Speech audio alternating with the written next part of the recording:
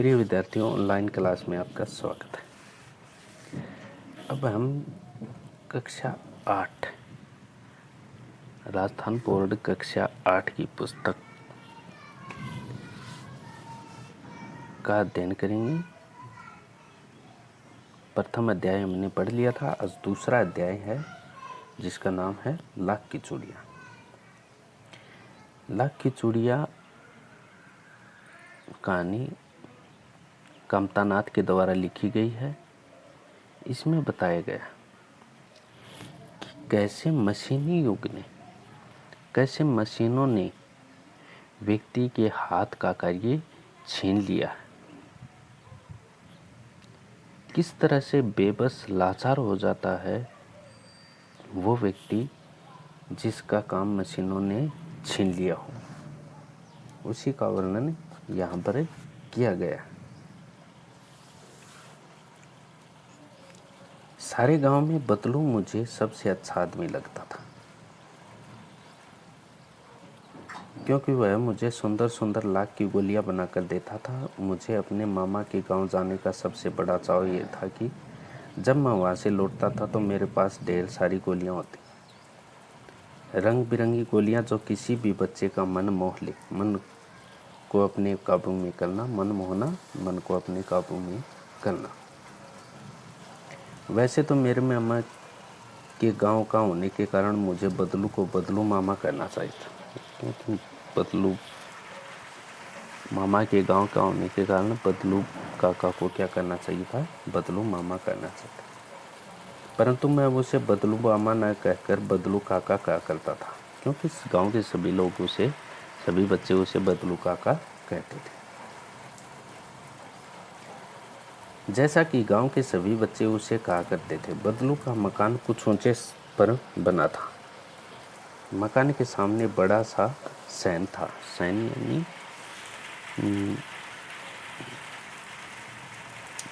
जिसे हम कहते हैं आंगन। मकान के सामने बड़ा सा आंगन था। रुकने के लिए जगह थी, बैठने के लिए जगह थी, काफी बड़ा था, जिसमें एक पुराना नीम का वृक्ष लगा था। उसी के नीचे बैठकर बदलू अपना काम किया करता था। बगल में भट्टी दहकती रहती, भट्टी जिसमें वह लाख का काम करता, जिसमें वह लाख पिघलाया करता। सामने एक लकड़ी की चौखट पड़ी रहती, जिस पर लाख के मुलायम होने पर वह उसे सलाख के समान पतला करके चूड़ी का आकार देता। पास में 4-6 विभिन्न आकार की बेलन नुमा मुंगेरियां रखी रहती, जो आगे से कुछ पतली और पीछे से मोटी होती। लाख की चूड़ी का आकार देकर वह उन्हें मुंगेरियों पर चढ़ाकर गोल और चिकना बनाता, और तब एक एक कर पूरे हाथ की चूड़ियां बना चुकने के पश्चात वह उन पर रंग करता। बदलू यह कार्य सदा ही एक मचिए पर बैठकर किया करता था, जो बहुत ही पुरानी थी। बगल में उसका हुक्का रखा रहता, जिसे वह बीच बीच में पीता रहता। गांव में मेरा दोपहर का समय अधिकतर बदलू के पास बीतता। वह मुझे लल्ला कहा करता और मेरे पहुंचते ही मेरे लिए तुरंत एक मचिया मंगा देता। मैं घंटों बैठे बैठे उसे इस प्रकार चूड़ियां बनाते देखता रहता। लगभग रोज ही वह 4-6 जोड़ी चूड़ियां बनाता। पूरा जोड़ा बना लेने पर वह उसे बेलन पर चढ़ाकर कुछ क्षण चुपचाप देखता रहता, मानो वह बेलन नौकर किसी नववधू की कलाई हो। बेलन पर चढ़ा के देखता और चारों ओर से देखता कि कहीं कोई कमी नहीं। वो बेलन पर चढ़ा हुआ चूड़ियां थी, वो ऐसे लगती जैसे किसी नववधू, नई जो विवाहित है, उसकी कलाई हो। बदलू मनिहार था। मनिहार एक प्रकार की जाति होती है। चूड़ियां बनाना उसका पैतृक पेशा था, यानी कि माता पिता, दादा दादी, सब उसके जितने भी पुरखे थे सब वही काम करते थे, और वास्तव में वह बहुत ही सुंदर चूड़ियां बनाता था। उसकी बनाई हुई चूड़ियों की खपत भी बहुत थी। उस गांव में तो सभी स्त्रियां उसकी बनाई हुई चिड़िया ही पहनती थी। आसपास के गांव के लोग भी उससे चूड़ियाँ ले जाते थे, परंतु वह कभी भी चूड़ियों को पैसों से बेचता न था।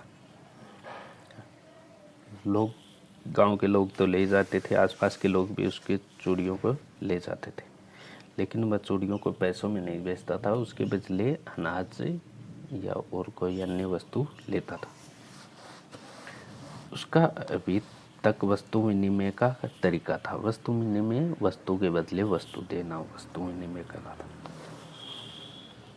और लोग अनाज के बदले उससे चूड़ियाँ ले जाते थे।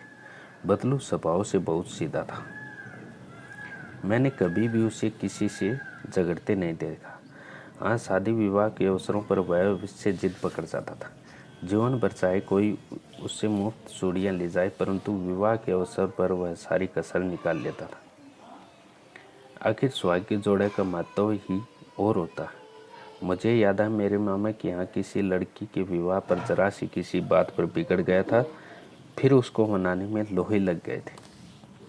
विवाह में इसी जोड़े का मूल्य इतना बढ़ जाता था कि उसके लिए उसकी घरवाली को सारे वस्त्र मिलते, ढेरों अनाज मिलता, उसको अपने लिए पगड़ी मिलती और रुपये जो मिलते सो अलग। यदि संसार में बदलू को किसी बात से चिढ़ थी तो वह थी कांच की चूड़ी से। यदि किसी भी स्त्री के हाथों में उसे कांच की चूड़ियाँ दिख जाती तो वह अंदर ही अंदर कूद उठता और कभी कभी तो 2-4 बातें भी सुना देता। मुझसे तो वह घंटों बातें किया करता था। कभी मेरी पढ़ाई के बारे में पूछता, कभी मेरे घर के बारे में, और कभी यूं ही शहर के जीवन के बारे में। मैं उससे कहता कि शहर में सब कांच की चूड़ियाँ पहनते हैं, तो वह उत्तर देता, शहर की बात हो रहा है लल्ला, वहाँ तो सभी कुछ होता है। वहाँ तो औरतें अपने मर्द का हाथ पकड़कर सड़कों पर घूमती भी हैं, और फिर उनकी कलाइयाँ नाजुक होती हैं ना, लाख की चूड़ियाँ पहने तो मोच ना आ जाए। कभी कभी बदलू मेरी अच्छी खासी खातिर भी करता। जिन दिनों उनकी गाय के दूध होता वह सदा मेरे लिए मलाई बचा कर रखता। और आम की फसल में तो मैं रोज ही उसके यहाँ से 2-4 आम खा जाता। परंतु इन सब बातों के अतिरिक्त जिस कारण वह मुझे अच्छा लगता वह यह था कि लगभग रोज ही वह मेरे लिए 1-2 गोलियाँ बना देता। मैं बहुधा हर गर्मी की छुट्टी में अपने मामा के यहाँ चला जाता और 1-आध महीने वहाँ रहकर स्कूल खुलने के समय तक वापस आ जाता। परंतु 2-3 बार ही मैं अपने मामा के यहाँ गया हूँगा, तभी मेरे पिता की एक दूर के शहर में बदली हो गई और एक लंबी अवधि तक मैं अपने मामा के गाँव न जा सका। तब लगभग 8-10 वर्षों के बाद जब मैं वहाँ गया तो इतना बड़ा हो चुका था कि लाख की गोलियों में मेरी रुचि नहीं रह गई थी। अतः गांव में होते हुए भी कई दिनों तक मुझे बदलू का ध्यान न आया। इस बीच मैंने देखा कि गांव में लगभग सभी स्त्रियां कांच की चूड़ियां पहने।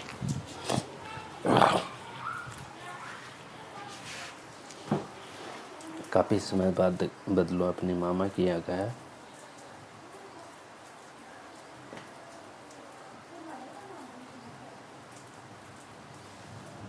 वहाँ देखा कि लगभग सभी स्त्रियां कांच की चूड़ियाँ पहने। विरले ही हाथों में मैंने लाख की चूड़ियाँ देखी। तब एक दिन सहसा मुझे बदलू का ध्यान होया। बात यह हुई कि बरसात में मेरे मामा की छोटी लड़की आंगन में फिसल के गिर पड़ी और उसके हाथ की कांच की चूड़ी टूटकर उसकी कलाई में घुस गई और उससे खून बहने लगा। मेरे मामा उस घर पर न थे, उस समय घर पर नहीं थे। मुझे उसकी मरहम पट्टी करनी पड़ी। तभी सहसा मुझे बदलू का ध्यान होया और मैंने सोचा कि उससे मिला हूँ। अतः शाम को मैं घूमते घूमते उसके घर चला गया। बदलू वही चबूतरे पर नीम के नीचे एक खाट पर लेटा था। नमस्ते बदलू काका, मैंने कहा। नमस्ते भैया, उससे मेरी नमस्ते का उत्तर दिया और उठकर खाट पर बैठ गया।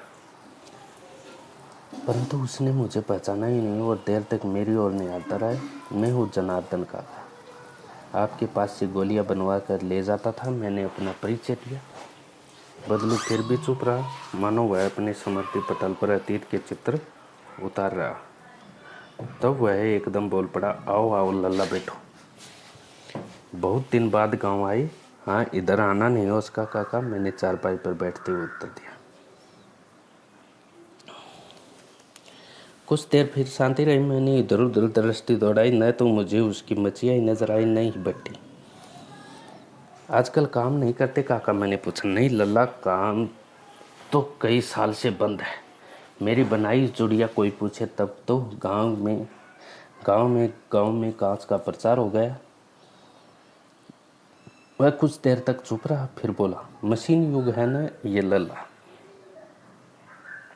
आजकल सब काम मशीन से होता, खेत भी मशीन से जोते जाते हैं, और फिर जो सुंदरता कांच की चूड़ियों में होती है, लाख में कहाँ संभव। लेकिन कांच बड़ा खतरनाक होता है, बड़ी जल्दी टूट जाता। मैंने कहा,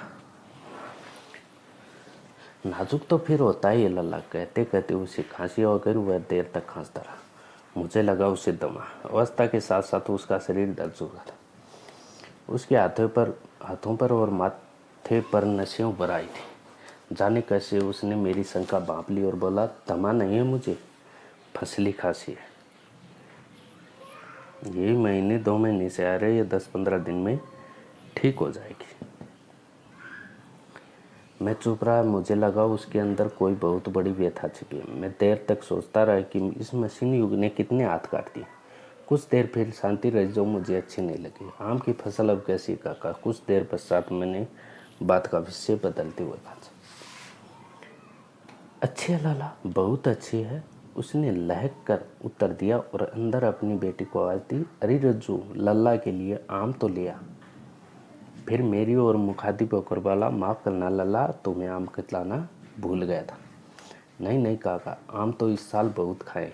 वाह वाह, बिना आम खिलाए कैसे जाने दूंगा तुमको। मैं चुप हो गया। मुझे भी दिन याद आए जब वह मेरे लिए मलाई बचा कर रखता। गाय तो अच्छी है ना काका? मैंने पूछा। गाय कहा लल्ला, 2 साल हुए बेचती, कहाँ से खिलाता है। इतने में रज्जो उसकी बेटी अंदर से एक डलिया में ढेर से आम ले आए।